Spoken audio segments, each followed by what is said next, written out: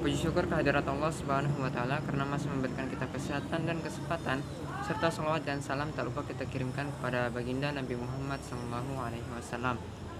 Saya Rahmat Mulyadin dari kelompok 3 akan memaparkan materi tentang manusia dan lingkungan. Oke, materi yang pertama yaitu hakikat dan makna lingkungan bagi manusia.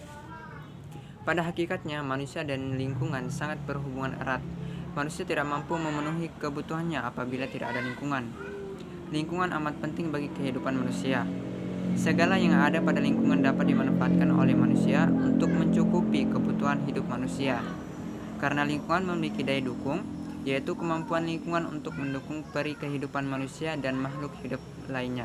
Oke, sekian pemaparan materi saya. Saya berikan ke pemateri selanjutnya.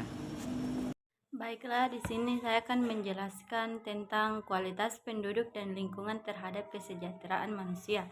Nah, yang pertama itu hubungan lingkungan dengan kesejahteraan, di mana hakikat pengelolaan lingkungan hidup oleh manusia adalah bagaimana manusia melakukan berbagai upaya agar kualitas manusia meningkat.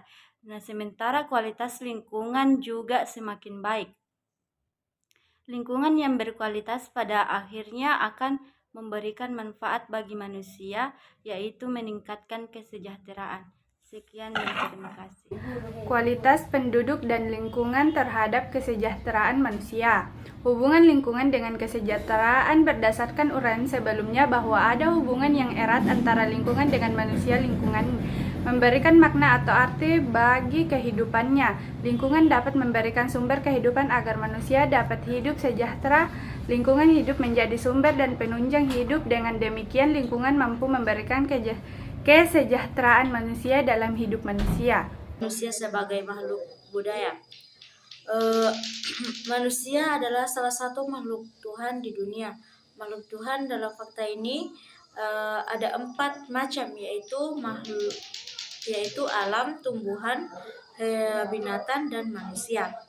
Sifat-sifat yang dimiliki keempat makhluk tersebut dapat dibagi menjadi 4, yaitu alam memiliki sifat wujud, yang kedua Tuhan memiliki sifat hidup dan wujud, 3 binatang memiliki sifat hidup, wujud, dan dibekali nafsu, 4 manusia memiliki sifat wujud, hidup, dibekali nafsu serta akal budi, di mana akal budi itu sendiri yaitu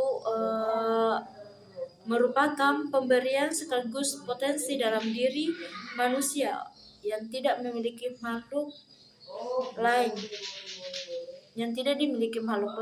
Kelebihan manusia di bidang makhluk lain terletak pada akal budi. Kebutuhan manusia dalam hidup sebagai menjadi 5 tingkatan. Kelima tingkatan tersebut dalam slide berikut.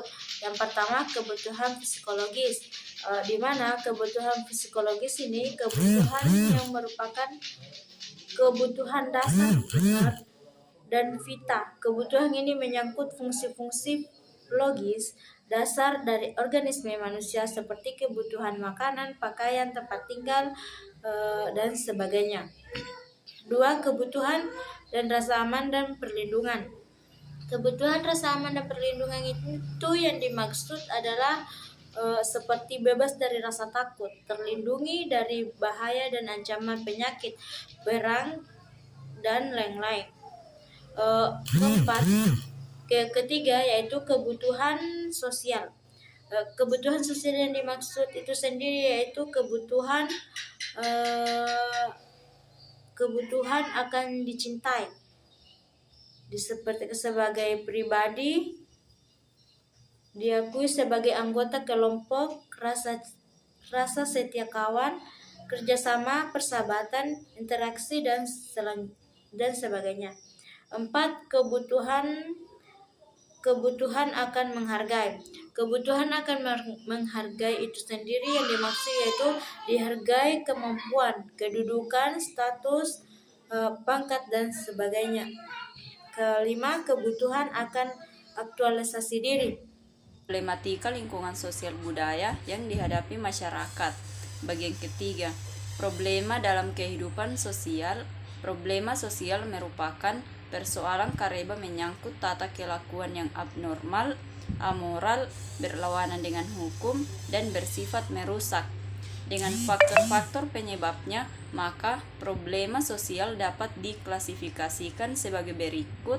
Bagian A, problema sosial karena faktor ekonomi seperti kemiskinan, kelaparan, dan pengangguran. B, problema sosial karena faktor biologis seperti wabah penyakit. C, problema sosial karena faktor psikologis seperti bunuh diri, sakit jiwa, dan disorganisasi. D, problema sosial karena faktor kebudayaan seperti perceraian, kejahatan, kenakalan anak, konflik ras, dan konflik agama. Isu penting tentang persoalan lintas budaya dan bangsa. Yang pertama, isu tentang lingkungan. Bagian A, kekurangan pangan. Bagian B, kekurangan sumber air bersih. Bagian C, polusi atau pencemaran. Bagian D, perubahan iklim. Yang kedua, isu tentang kemanusiaan. Bagian A, kemiskinan. Bagian B, konflik atau perang.